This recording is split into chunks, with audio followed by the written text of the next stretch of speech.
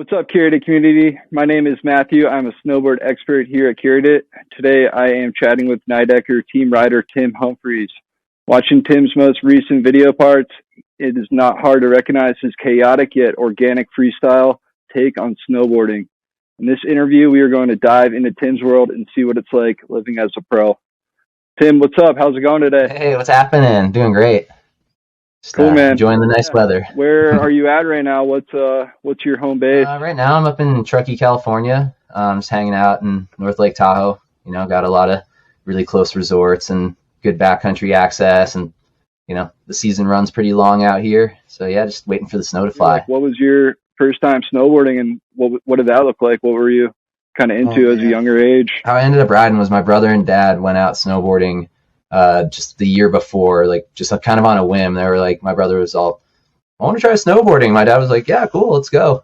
So I was super young. I was like 6 or 7 or something. I didn't even know that they went snowboarding or even what it was. Like I straight up had no idea. I grew up in New Jersey, man. There's closest mountain was Mountain Creek, and that was like an hour and 10 minutes away. And you know, no one around was really into it. So after they went riding, I guess they went to some snowboard shop and they had gotten a video or two and brought them home, and it was like Mac Dog's Meltdown Project. So like 7-year-old me with a VHS player, it was the best video I had, because I was like, oh my God, these guys are jumping cliffs and doing flips, and there's seemingly no rules. And I don't know, I grew up in suburban New Jersey where like there was the most rules, and this just seemed so free and kind of like, you know, nobody was telling anyone what to do. And I think that really drew me in. So I probably watched that video like 1,000 times, and then yeah, maybe ridden like a little bit in my front yard or something. And then the first time going to a resort was, I want to say I was at Windham Mountain in New York, and we used to ride there a bunch. It's a little more of a family spot than Mountain Creek was back in the day when it was Vernon Valley. I'm very familiar with the Mountain Creek area. I grew up in South Jersey myself, so we were riding. You know. Anyways, day one boarding at the resort, you know, not just in the front yard anymore, was Windham Mountain with my family, and my parents had signed me and my sister up for like some lessons, and pretty much after day one, they were like, this kid needs a coach.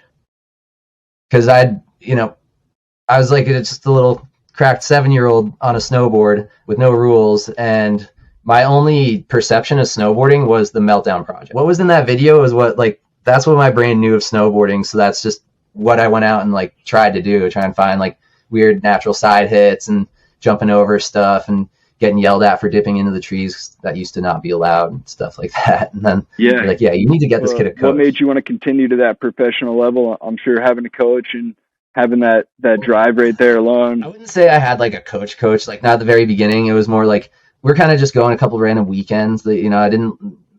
Windham was still like 2.5 hours from my parents' house. So it was more. They kind of just upgraded me from ski school to like they had a freestyle instructor at the mountain. So I kind of did that a little bit, and then really I didn't have much coaching until like much later on, after I was kind of like doing really well at a lot of local contests and kind of starting to get invited to more.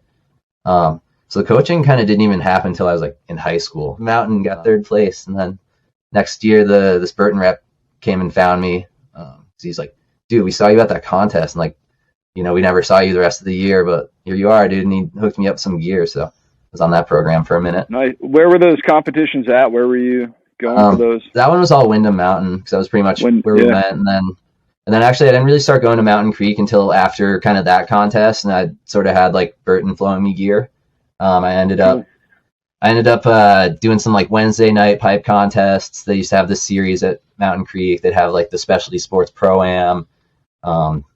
There was always like the local USASA series. So I was always ending up qualifying for nationals and stuff like that. I did that a few times. So is there like a specific point where you're like, oh man, like this is like the comp that I won, or like this is where I want to be with my level of riding? Yeah, so there's like a few kind of points where I feel like that happened, but I think the first major one was actually when I got signed to a brand, and that was when Andrew Muddy called me randomly in the summer. Dude, I was just graduated high school, like I'd been winning pro contests, but nobody had signed me on. It was just so hard to just get in there, because I still lived on the East Coast. I wasn't out west as much, and it was just tough out there. And then middle of the summer between high school year, I was deferring from college for a year. I got accepted to a bunch of different colleges and stuff, and was like, I'm going to defer, maybe see what happens. Then that summer, Andrew Muddy just gave me the call and was like, gave me some budget and was like, you're on the team. So like straight from there, I blindly accepted it. I'd never really ridden like the flow gear before or whatever, but I was like, Burton's been kind of like hanging on to me for a while, and they just hadn't really planned to do much with me. I actually met up with Dave Driscoll, and he did a real solid with me though. Like I told him what the deal is. I'm like, yo, I got another brand. They're offering me money. What do you guys want to do? Do you want to keep me? Otherwise, I'm going to leave. And he's like, well, for the sake of your career, take that deal, because my bosses aren't like telling me they're planning on doing anything with you. So I could keep stringing you along, or like you could take this offer and have a career. I think social media has maybe allowed the sport to grow, or do you think it's limited the sport in any way? I don't think social media has limited the sport whatsoever. I think definitely it's done nothing but help it grow, because it just exposes more people to more snowboarding content. So I think social media helps snowboarding. Definitely, when it first came out, there's a lot more connectivity. I think people asked me, there's a lot more discussion about actual snowboarding in the comments and stuff. I think now we're at this weird point where everybody's seen it so much and so crazy that it's almost like they don't care anymore. So it's kind of just whatever's at this point. That's why I'm trying to figure out new ways to come up with some new styles of content that maybe provide a little bit more value to the viewer. How'd you get connected with Nidecker? What made you want to ride with Nidecker? Nidecker just straight up bought Flow. That was how I ended up there. I was riding for Flow since 2007. So I've been riding for them that whole time. And then, just out of nowhere, Nidecker is like, we're buying Flow. And I'm like, what's your go-to board from Nidecker right now? What are you grabbing for going out to rip the park? I'd probably ride the Skate Plus from Nidecker. I feel like that board, it's still kind of a little bit directional shape, but it's mostly camber, but it has good torsional flex. It's actually really good jump board. I like it a lot on jumps because it has a big side cut. Still, it's a little bit stiff on the jibs. Most of the Nidecker boards tend to be a little bit stiffer. But yeah, ripping around park, definitely Escape Plus, or they have this other even more directional board called the Thruster, but that thing actually rides really well in the park too.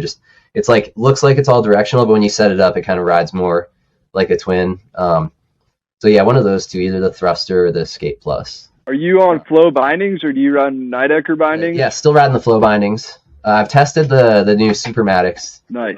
That was my next question. The binding couldn't have existed without Nidecker buying Flow. And the main allure is that it's a quick entry binding like all the other step-ins, but it doesn't ride different than a normal binding.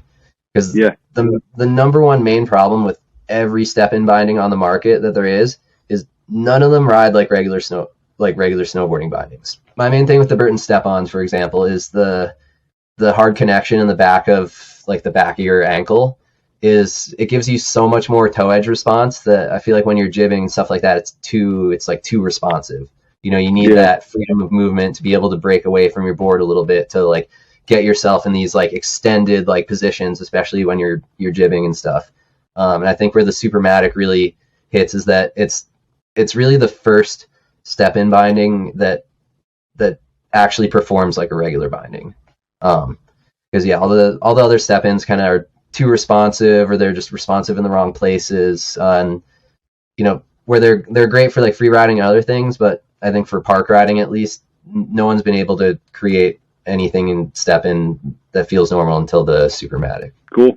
I appreciate that input there. I've been looking at them and trying to get onto them, so definitely on my radar. So what do you enjoy doing besides snowboarding? What are you doing like all summer? What do you, because obviously you can't be riding 365 days a year. Summer is thinking about snowboarding, skateboarding. I just copped a Super 73, one of those e-bikes, so I've been ripping all around. I got a bunch of Forest Service land behind my house, and then another buddy across the neighborhood with some concrete stuff in his front driveway. So yeah, just been ripping the bike around to either go cruise around or go to the buddy's house and go skate, or rip over to the skate park in town. So who is your biggest supporter? Who's your number one fan? Shoot, man, I never even thought about like, it's like my biggest supporter. I don't know, maybe my parents. That's huge too, to have parents that always believed in you and Yeah, to bring you to the mountain. Especially when I was younger, that they believed in me, man. That's why I ended up where I am now, is because my parents just believed in me. You know, they could have been like,